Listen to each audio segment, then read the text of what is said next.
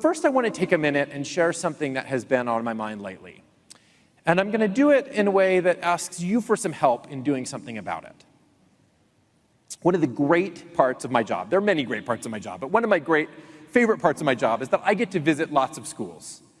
And I see amazing things happening. But sometimes I also see areas where we could maybe have a little more work, an opportunity to do a little better. One of those areas is in how we teach digital citizenship. Now, digital citizenship, I will say, is the only element that is mentioned in the student, teacher, and leader standards. So apparently we think it's important enough to have it show up in all three. Now, usually when I'm visiting a school, people will tell me that digital citizenship is being taught in their school. But when I ask what they teach, they usually say things like, well, we make sure kids know not to post inappropriate pictures online. Or we make sure they know how to make strong passwords. Those are important things. I don't want kids posting inappropriate pictures online, but that's not digital citizenship. That's online safety. And online safety is not the same as digital citizenship.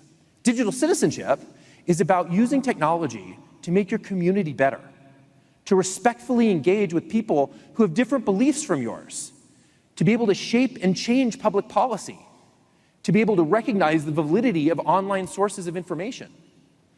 Digital citizenship, it turns out, is not a list of don'ts, but a list of do's. Thank you. You can clap for that.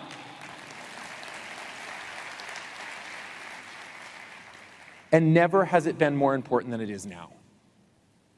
I grew up in Rhode Island, and down the street from where I was growing up, there was a professor, Don Liu, worked for the University of Connecticut. He did a great study. And what he wanted to do is he wanted to see how good students were at recognizing false information online. So he had a simple task. He went to middle school students, and he asked the middle school students to write an essay on the northwestern tree octopus.